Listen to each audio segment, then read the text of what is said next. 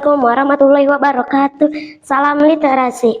Hai guys, ketemu lagi dengan saya Raisa Nur Naimah untuk menyelesaikan tantangan bulan Mei, yaitu review majalah Hibar Lexam Bedas edisi khusus literasi 2025.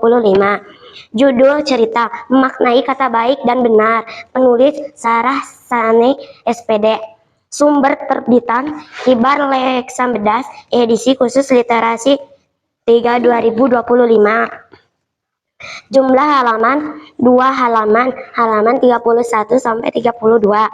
Jenis cerita pendek, cerpen bertema keteladanan dan alasan membaca.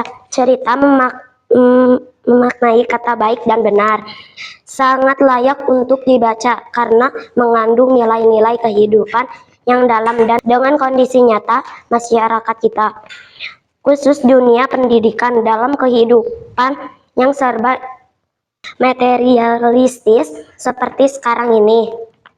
Kisah tentang seorang guru honorer yang tetap teguh dan tulus menjalankan tugasnya, menjadi pengingat bahwa masih ada orang-orang yang bekerja bukan hanya demi uang, tetapi karena panggilan hati. Cerita ini juga menyadarkan pembaca bahwa keberhasilan dan kemuliaan seseorang tidak selalu diukur dari jabatan atau kekayaan, tetapi dari ketulusan dan keikhlasan dalam menjalani peran dan tanggung jawabnya. Dengan membaca kisah ini, kita tidak hanya terhibur, tetapi juga diajak untuk merenung dan menilai kembali makna dari bekerja. Isi cerita ini mengangkat kisah seorang guru honorer bernama Pak Ahmad yang mengajar di sebuah desa terpencil. Meski hanya menerima gaji yang sangat kecil dan hidup dalam keterbatasan ekonomi, Pak Ahmad tidak perlu mengeluh. Ia menjalankan tugasnya sebagai guru dengan penuh tanggung jawab dan rasa syukur. Setiap hari, ia menyapa murid-muridnya dengan senyuman dan semangat.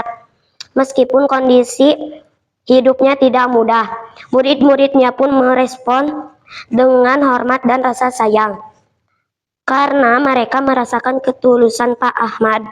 Dalam cerita ini diceritakan pula bahwa Pak Ahmad pernah mendapatkan tawaran untuk mengikuti program-program yang menjanjikan kesejahteraan lebih baik, termasuk tawaran dari instansi pemerintah dan swasta.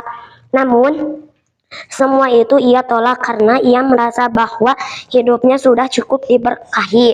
Baginya, keberhasilan bukan diukur dari materi yang didapat, melainkan dari seberapa besar ia bisa memberi manfaat kepada orang lain, terutama anak-anak didiknya. Pak Ahmad juga mengajar kepada murid-muridnya untuk menjadi manusia yang baik dan benar.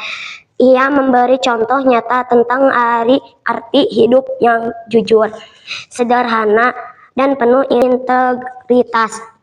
Ia tidak hanya memberikan pelajaran di kelas, tapi juga mendidik dengan keteladanan dalam setiap tindakannya.